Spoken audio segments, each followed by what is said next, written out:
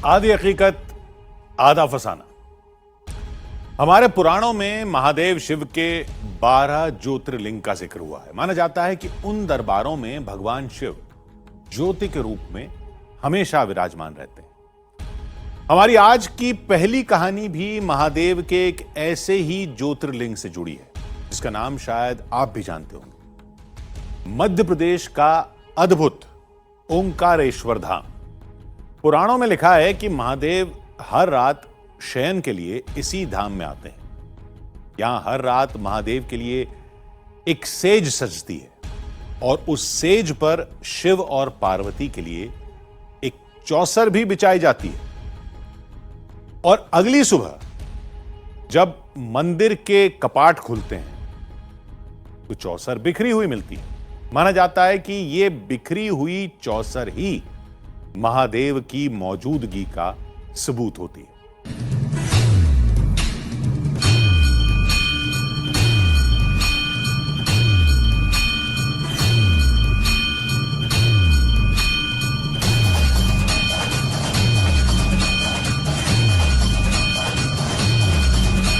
यहाँ की मान्यता है कि यहाँ भगवान शिव और माँ पार्वती का एक ऐसा मंदिर है जहाँ पर रोज रात में शयन आरती होती है और इस मंदिर में भगवान शिव और माँ पार्वती विश्राम करते हैं और चौपड़ खेलते हैं। उनके मनोरंजन के लिए, खेलने के लिए चौपड़ पासे बिछाए जाते हैं। भगवान भोलेनाथ जी और पार्वती जी यहाँ पे आते हैं और रात्रि में जो वो चौपट पासा खेलते हैं। पूरा सामान बिखरा मिलता है। सुबह जब पंडित देखते हैं बिल्कुल है, ये 100% है। जब सुबह मंदिर खोला जाता है तो वो चौसर बिखरी हुई वहाँ पर मिलती है। कई बार हमने देखा है मंदिर खोलते समय।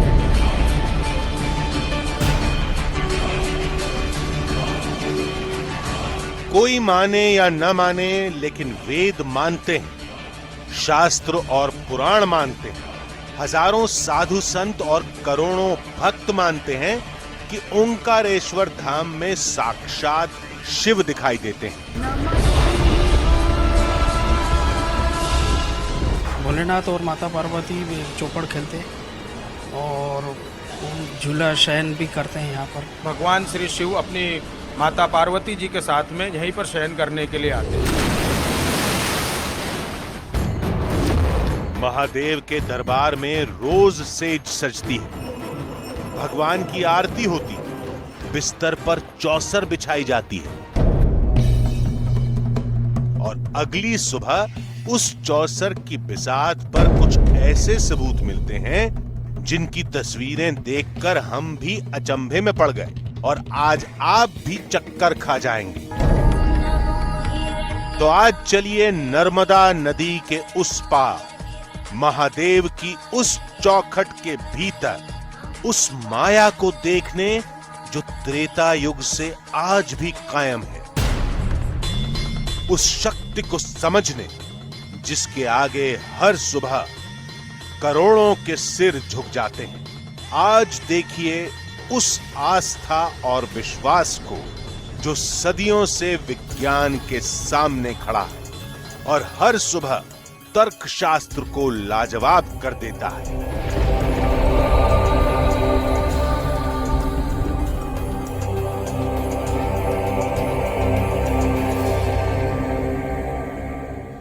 किसी धाम में साक्षात भगवान शिव और देवी पार्वती के आने का दावा, से दावा किसी दूसरे मंदिर में होता तो शायद कोई भी पढ़ा लिखा इंसान इसे खारिज कर सकता था, लेकिन दावा शिव के ज्योतिर्लिंग से जुड़ा था, इसलिए इसे खारिज करना भी आसान नहीं था। यहां मौजूद लोग, यहां के पुजारी, यहां के प्रबंधक, हर शख्स पूरे यकीन से कह रहा था कि रोज की तरह आज की रात भी महादेव इस मंदिर में आएंगे, देवी पार्वती के साथ चौसर खेलेंगे और अगली सुबह मंदिर के गर्भगृह में एक ऐसी तस्वीर दिखाई देगी जो हमें भी हैरान कर देगी। इस धाम में हर तरफ सीसीटीवी कैमरे लगे हैं, इसलिए सोचा कि शायद हमारी पड़ताल बहुत आसान होगी, लेकिन यकीन मानिए अगली सुबह कैमरे में जो कैद हुआ उन तस्वीरों ने हमारे भी होश उड़ा दिए। तो चलिए शुरू करते हैं महादेव के उस अद्भुत ज्योतिर्लिंग की महिमा का एक रोमांचक सफर।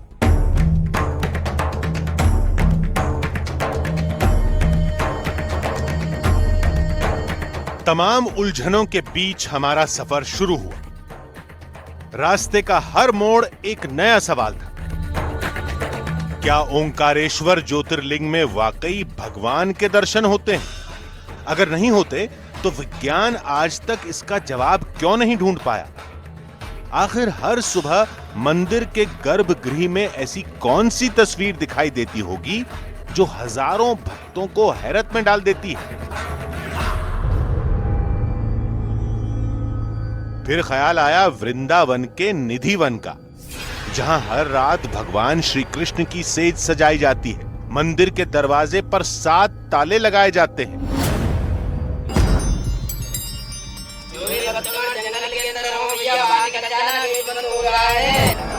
और अगली सुबह रंग महल का सारा सामान बिखरा हुआ मिलता है। दावा होता है कि ये पिछली रात रंग महल में श्री कृष्ण की मौजूदगी का सबूत है। ये पान और दातुन देख रहे हो? राधा रानी की सारी श्रृंगार सब। ये देखो लड्डू का भोग।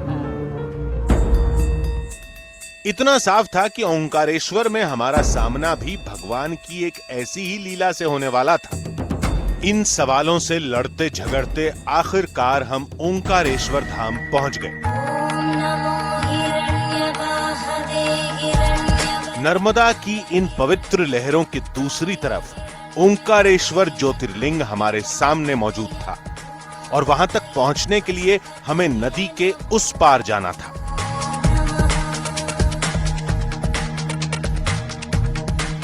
राजधानी दिल्ली से करीबन 900 किलोमीटर दूर मध्य प्रदेश का ओमकारेश्वर शहर 12 ज्योतिर्लिंगों में से एक महत्वपूर्ण ज्योतिर्लिंग ओमकारेश्वर में मौजूद है।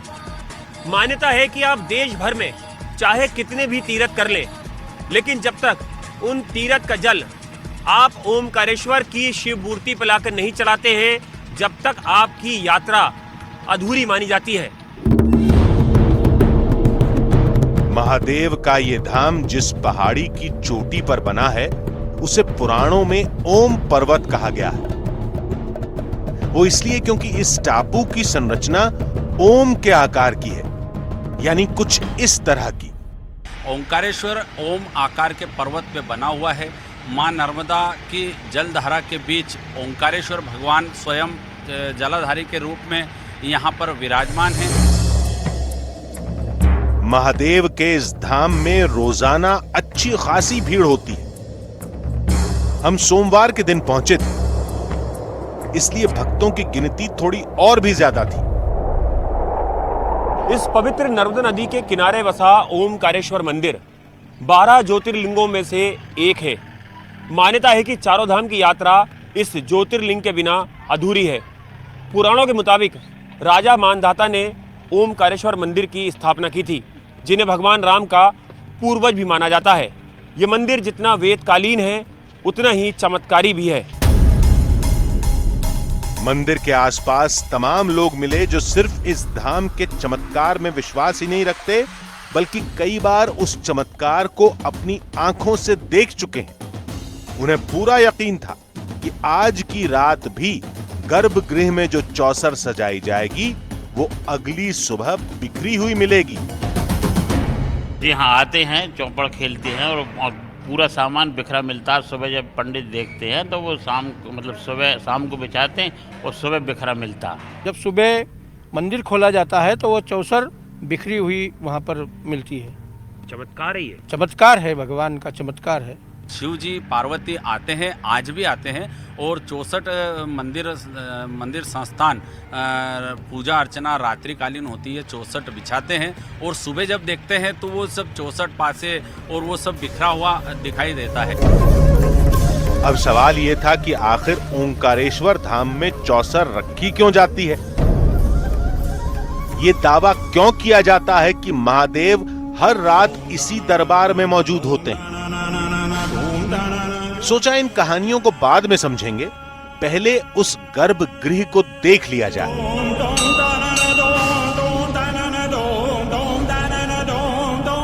अंदर भक्तों का मेला लगा था।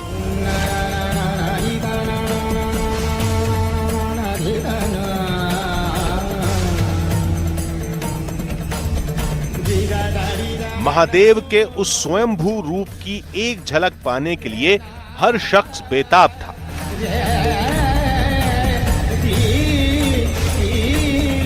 कुछ देर की मशक्कत के बाद हम भी महादेव के उस अद्भुत शिवलिंग तक पहुंच गए। शिवलिंग के ऊपर 3 ज्योत जल रही थी। पता चला कि ये 3 ज्योत ब्रह्म, विष्णु और महेश की प्रतीक हैं और यही इस ज्योतिर्लिंग की खासियत भी है। फिलहाल दोपहर का वक्त था, लेकिन लोगों ने बताया कि शाम के वक्त ठीक इसी जगह पर महादेव का शयन कक्ष तैयार होगा। महादेव के आने की तैयारी शुरू होगी। भगवान की सेज पर एक चौसर सजाई जाएगी और रात के ठीक 9:30 बजे मंदिर के दरवाजे बंद होंगे। फिर अगली सुबह जो भी होगा सबके सामने होगा। ओमकारेश्वर मंदिर के गर्भगृह के अंदर हम मौजूद हैं। मध्याह्न आरती से पहले तमाम जो श्रद्धालु हैं वो भगवान शिव का यहाँ पर जल अभिषेक करते हैं, उनकी आराधना करते हैं। यहाँ पर उन्हें प्रसाद मिलता है और इसी जगह पर, इसी शयन कक्ष में भोलेनाथ का शयन लगाया जाता है। आप देख सकते हैं ये जंजीरें हैं, इन जंजीरों पे बाकायदा झूला लगाया जाता है जिस पे भगवान शिव की जो चौपड़ है उसे बिछाई जाती है। और एकदम सामने जहाँ पर आप देख रहे हैं, जहाँ पर पुजारी दर्शन करा रहे हैं शिवलिंग की, वहाँ पर माँ पार्वती का जो शयन है वो लगाया जाता है। और ये जो मुख्य द्वार है इसे 9:30 बजे के बाद बंद कर दिया जाता है। उससे पहले यहाँ पे गुप्त आरती होती है जिसे किसी को भी देखने की अनुमति नहीं होती है। यहाँ पे पर्दा लगा दिया जाता है और उसके बाद ये दरवाज़ा ताले से बंद कर दिया जाता है। और यहाँ के जो मुख्य गार्ड हैं मंदिर के, शिव जी हमारे साथ हैं, उनको यहाँ की चाबियाँ सौंप दी जाती हैं। शिव जी, यहाँ पर शयन कक्ष है, यहाँ पे भगवान शिव और माँ पार्वती शयन करते हैं और चौपड़ खेलते हैं, ऐसी मान्यता है, ऐसा चमत्कार की बनती है। जी हाँ, ऐसे खेलते हैं। माता पार्वती भगवान शंकर यहाँ चौपर पासे खेलते हैं, जो पर्वों के समय बिखरा मिलता है। गर्भगृह को देखकर कुछ सवाल उठे कि गर्भगृह में आने का कोई दूसरा रास्ता नहीं। भवन के अंदर कई सीसीटीवी भी मौजूद हैं। फिर मंदिर के भीतर जो भी होता है वो कैसे होता है? अगर होता है तो उस हलचल की कोई तस्वीर भी मिलती है क्या? अगर मिलती है तो उन तस्वीरों में ऐसा क्या होता है जो लोगों को हैरान कर देता है? खैर, इन सवालों के जवाब शाम को मिलने वाले थे और शाम होने में अभी काफी वक्त था, तो सोचा क्यों ना महादेव के इस अद्भुत धाम की कहानी को समझा जाए। ये पता लगाया जाए कि आखिर इस दरबार में महादेव के आने की वजह क्या है, चौसर को सजाए जाने की कहानी क्या है।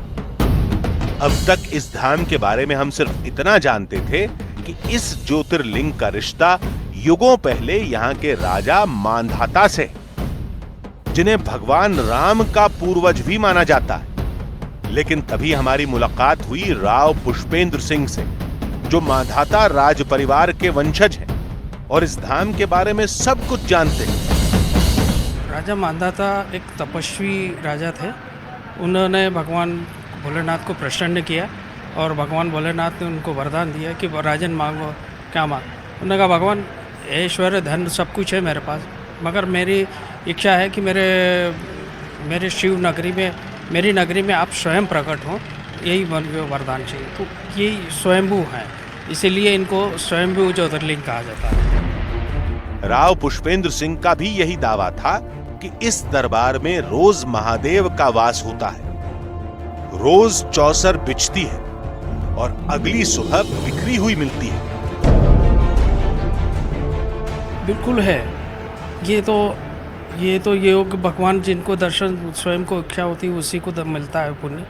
बाकी बिल्कुल है, ये 100% है। ये बिल्कुल। क्या चीज़ें होती हैं यहाँ? वो भगवान भोलेनाथ और माता पार्वती चौपड़ खेलते और झूला शयन भी करते हैं यहाँ पर। और उज्जैन से यहाँ शयन करने आते हैं रात्रि में, ऐसा है इनका। ओंकारेश्वर धाम की कहानी का एक रिश्ता आदि शंकराचार्य से भी है।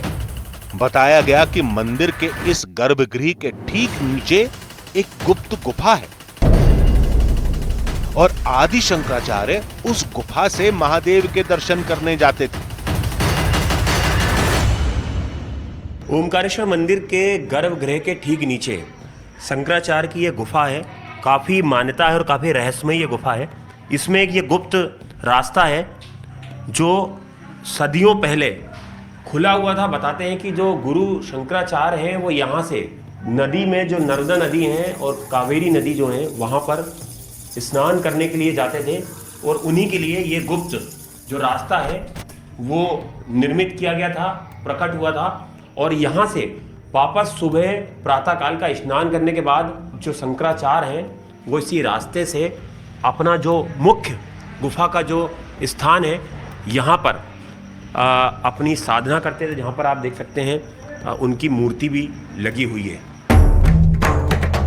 गुफा वाकई अद्भुत है। इस गुफा को लेकर कई रहस्य भी बताए गए, लेकिन सोचा इसकी पड़ताल कभी और करेंगे। फिलहाल ओंकारेश्वर धाम के चमत्कार को देखना ज्यादा जरूरी था।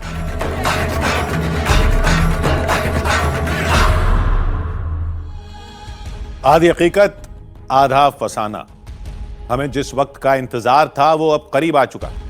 हमें बताया गया कि कुछ ही देर बाद ओंकारेश्वर धाम में शयन आरती शुरू होगी। यह आरती पूरी तरह गुप्त होती, यानी मंदिर के पुजारी और कुछ सेवकों के अलावा किसी को भी उस आरती में जाने की इजाजत नहीं होती। कुछ देर के लिए गर्भगृह में लगे सीसीटीवी कैमरे भी बंद कर दिए जाते हैं। आरती के बाद महादेव का शयन कक्ष तैयार किया जाता है। शिव और पार्वती के बिस्तर पर चौसर लगाई जाती है, जिसके बाद मंदिर के कपाट बंद कर दिए जाते हैं। माना जाता है कि रात के वक्त महादेव उज्जैन से ओंकारेश्वर आते हैं, देवी पार्वती के साथ चौसर खेलते हैं, जिसका सबूत मिलता है अगली सुबह जब मंदिर के कपाट खोले जाते हैं तो चौसर बिखरी हुई मिलती है। सूरज बादलों में छिप रहा था। मंदिर के कर्मचारियों की चहलकदमी तेज हो रही थी और हमारी धड़कनें बढ़ती जा रही थी। हम एक ऐसे दावे से रूबरू होने वाले थे जो इससे पहले हमने कभी नहीं सुना था। दावा भी ये कि युगों पुरानी परंपरा को निभाते हुए महादेव आज की रात भी ओंकारेश्वर मंदिर में विश्राम करने आएंगे। उनकी आहट सुनाई देगी, उनके सबूत दिखाई देंगे। ओमकारेश्वर मंदिर के इस गर्भगृह में क्या प्रतिदिन भगवान भोलेनाथ और मां पार्वती शयन करने आते हैं? और क्या शयन कक्ष के अंदर प्रतिदिन भगवान भोलेनाथ और मां पार्वती चौपड़ खेलते हैं? आखिर क्या है यह रहस्य? क्या वाकई में ऐसा होता है? इस सवाल का जवाब अब कुछ ही घंटों में मिलने वाला था और उस जवाब की तलाश में हम एक बार फिर ओंकारेश्वर धाम की ओर बढ़ चले। मंदिर के भीतर भक्तों की भीड़ जुटनी शुरू हो चुकी थी। पता चला कि बस थोड़ी ही देर बाद गर्भगृह में ठीक इसी जगह पर महादेव का बिस्तर सजाया जाएगा। इस वक्त हम ओमकारेश्वर ज्योतिर्लिंग के गर्भगृह के अंदर मौजूद हैं। जिस जगह मैं बैठा हुआ हूँ इसके ठीक पीछे ओमकारेश्वर ज्योतिर्लिंग है। उनके पीछे माँ पार्वती की मूर्ति है और ऊपर दिव्य ज्योत जल रही है, ब्रह्मा विष्णु महेश।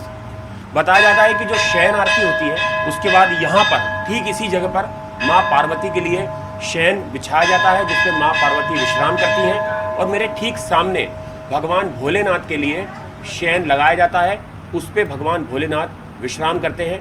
और ऐसा भी बताया जाता है कि रात में यहाँ पर इस जगह पर शयन जो लगाया जाता है वहाँ और जहाँ पर भगवान भोलेनाथ शयन करते हैं वहाँ दोनों जगह चौपड़ बिछाई जाती हैं। रात में भगवान भोलेनाथ और माँ पार्वती चौपड़ खेलते हैं। और कई ऐसे मौके आए हैं जब सुबह जो चौपड़ है वो अपनी जगह से बिखरी मिली है। जैसे जैसे गुप्त आरती का वक्त करीब आ रहा था, महादेव के स्वागत की तैयारी तेज हो रही थी। मंदिर के पुजारी चांदी की जंजीरों को खोल रहे थे। बताया गया कि इसी जंजीर पर एक झूला सजाया जाएगा और उस झूले पर ही भगवान की सेज सजेगी। देखते देखते मंदिर के सेवक तैयारियों में जुट गए। कोई नंदी देव की मूर्ति ला रहा था, कोई झूले पर चादर चढ़ा रहा था। मंदिर के सेवकों के लिए ये रोज का काम था, लेकिन हमारे लिए ये सब कुछ नया था। दिल की धड़कनें तेज होती जा रही थी और दिल में बार बार यही ख्याल आ रहा था कि क्या सदियों पुराना चमत्कार आज भी होने वाला है। इस वक्त रात के करीबन 8:30 बज रहे हैं। डंकेश्वर दीक्षित जी जो मुख्य पुजारी हैं वो मुख्य द्वार पर खड़े हुए हैं। बस कुछ ही सेकंड के अंदर ये मुख्य द्वार के अंदर जाएंगे और आप देख सकते हैं बाकायदा यहाँ पर लाल पर्दा लगा दिया गया है। शयन आरती करीबन 20 मिनट की होती है। इस शयन आरती में मुख्य पुजारी के अलावा 4-5 सेवक अंदर मौजूद होते हैं और किसी को भी इस आरती में नहीं जाने दिया जाता है। सीसीटीवी कैमरे बंद हो जाते हैं। दीक्षित जी, अब आरती शुरू होने वाली है अंदर। भगवान की शयन आरती प्रारंभ हो रही है। शयन आरती में भगवान ओंकारेश्वर को जल अभिषेक किया जाएगा। जल अभिषेक के बाद वस्त्र पहनाए जाएंगे। वस्त्र के बाद उनको भोजन कराया जाएगा। भोजन के बाद उनकी आरती होगी। आरती के पश्चात भगवान के चौपड़ पासे शयन आरती का दृश्य सबको दर्शन के लिए खोल दिया जाएगा। मंदिर के मुख्य पुजारी गुप्त आरती के लिए गर्भगृह में जा चुके थे। गर्भगृह के बाहर एक पर्दा था, शायद इसलिए क्योंकि महादेव की उस गुप्त आरती को देखना मना है। हमने भी मंदिर के कायदे कानून का पालन किया और बाहर से जो कुछ भी दिख सकता था वही देखते रहे। गर्भगृह के ठीक बाहर ढोलक और मंजीरे की झनकार पर भक्तों की टोली झूम रही थी। करीब 20 मिनट के बाद गर्भगृह का पर्दा हटाया गया, जिसका मतलब था कि शयन आरती अब पूरी हो चुकी है। आरती पूरी होने के बाद हम एक बार फिर गर्भगृह में पहुंचे। भगवान का बिस्तर हमारे सामने ही सजाया जा रहा था। लाल रंग की खूबसूरत चादर के बीच महादेव से जुड़ा हर सामान रखा गया था, लेकिन हमारी निगाहें टिकी थीं उस चौसर पर जो हर सुबह महादेव की मौजूदगी का सबूत पेश करती है। कैमरे की नजर के सामने ही वो चौसर बिछाई जाने लगी। एक चौसर झूले पर थी और दूसरी बिस्तर पर। कपाट बंद होने में अब चंद मिनट बाकी थे, इसलिए भक्तों को आखिरी बार गर्भगृह का नजारा दिखाया जा रहा था। इस भीड़ भाड़ के बीच हम चौसर की हर तस्वीर को बड़े गौर से देख रहे थे। हमारी नजर हर कोट पर थी, हर पासे पर थी, चादर की सिलवटों और फूल मालाओं पर भी थी कि क्या पता कल कौन सी तस्वीर हमारे लिए अचंभा बन जाए। शयन आरती समाप्त हो चुकी है और भगवान का जो बिस्तर है वो सजा दिया गया है। आम लोग दर्शन करके यहाँ से चले गए हैं। हमारे साथ डंकेश्वर दीक्षित जी हैं जो बताएंगे कि किस तरह से बिस्तर सजा है। और आप देख सकते हैं इसमें बाकायदा जो चौपड़ है, पासे हैं, वो इस पे सजाए गए हैं। ये जो चौपड़ पासे लगाए गए हैं, एक ये झूला है, एक पलना है और नीचे बाबा की सेज लगी हुई है। चाहे उनकी मर्जी झूले पे विराजे, चाहे उनकी मर्जी नीचे विराजे, उनके मनोरंजन के लिए, शयन के लिए ये चौपड़ लगाई गई है। ये चौपड़ है, ये पासे हैं, ये भोलेनाथ की और वो माता जी पार्वती माँ की सेज लगाई गई है। ये परंपराएं बाबा भोलेनाथ माँ के साथ पधार करके रात्रि विश्राम करके पुनः ब्रह्म मुहूर्त में यहाँ से महाकाल की ओर प्रस्थान करते हैं। कावेरिका नर्मदयो पवित्रे समागमे सज्जन तारणायो सदैव मांधा त्रिपुरे वसंतम ओंकार ईशम शिवमेकमीड़े। हमारी मान्यता है कि माँ भोलेनाथ पार्वती के साथ पधारते रात्रि विश्राम के लिए। ये जो विश्राम करके सुबह ब्रह्म मुहूर्त में निकलते हैं, कईयों बार हमारी परंपराएं पुजारी बताते हैं कि ये चौपड़ पासे अनेक अपने स्थानों से बिखरे हुए अपने स्थान को अन्य बदले हुए स्थान पाए जाते हैं। यानी मंदिर के पुजारी अब भी यही दावा कर रहे थे कि रोज की तरह आज की रात भी महादेव इसी धाम में विश्राम करेंगे, देवी पार्वती के साथ चौसर खेलेंगे और अगली सुबह वो चौसर बिखरी हुई मिलेगी। बातों बातों में मंदिर के कपाट बंद होने का वक्त हो गया। मंदिर के सेवकों ने गर्भगृह पर ताले लगाने शुरू कर दिए।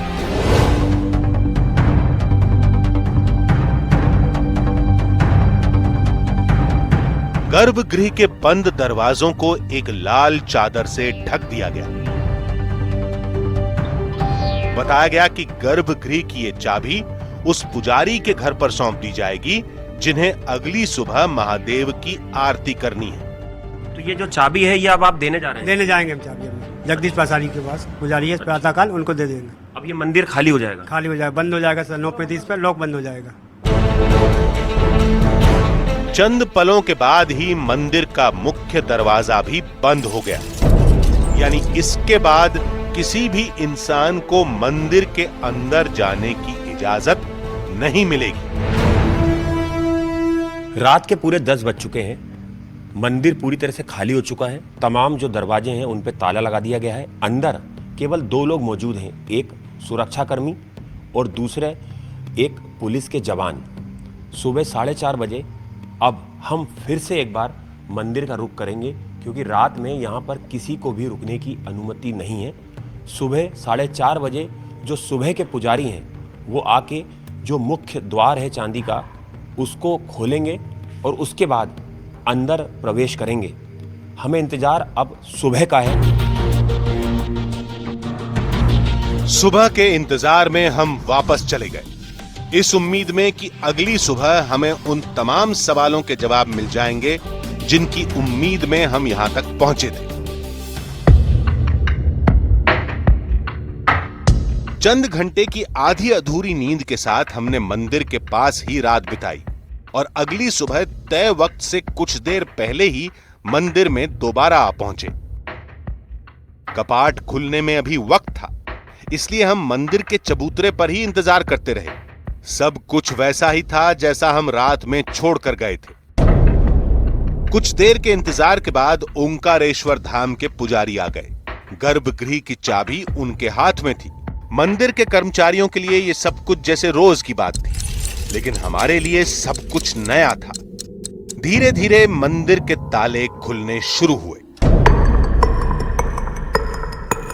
बारी अब गर्भगृह तक पहुंचने की थी। हर बढ़ते कदम के साथ दिल की बेकरारी भी बढ़ती जा रही थी।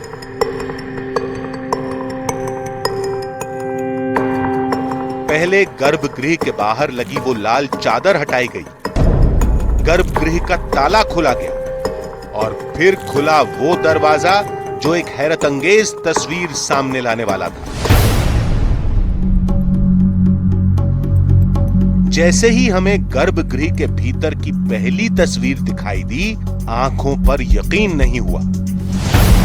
चौसर और पासे पूरी तरह बिखरे हुए थे। सब कुछ बदल चुका था।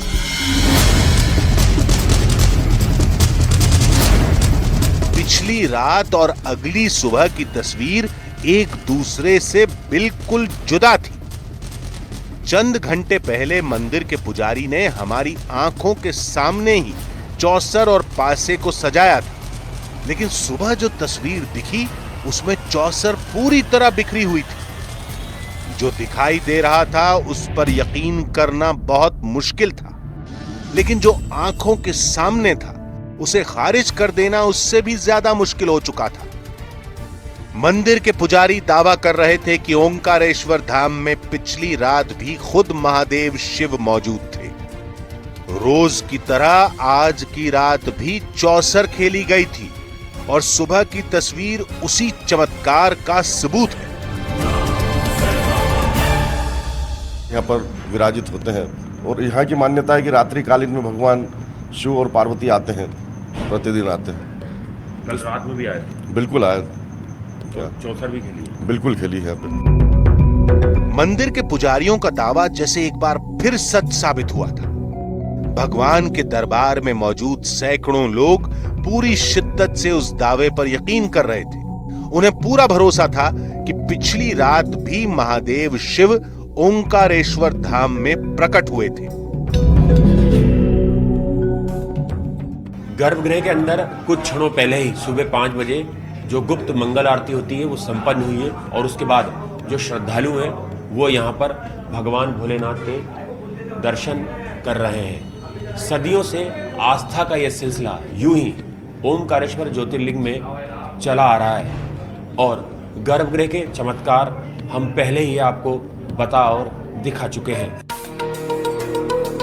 ओंकारेश्वर धाम में पिछली रात जो कुछ भी हुआ वो कैसे हुआ, क्यों हुआ, हम चाहते तो तर्कशास्त्र के नजरिए से इस पहेली को सुलझा सकते थे, लेकिन भगवान के दरबार में करोड़ों भक्तों की आस्था को देखते हुए ऐसा करना शायद जायज नहीं था। इसलिए हम आपके सामने सिर्फ वही तस्वीरें लेकर आए जो हमने अपनी आंखों से देखी।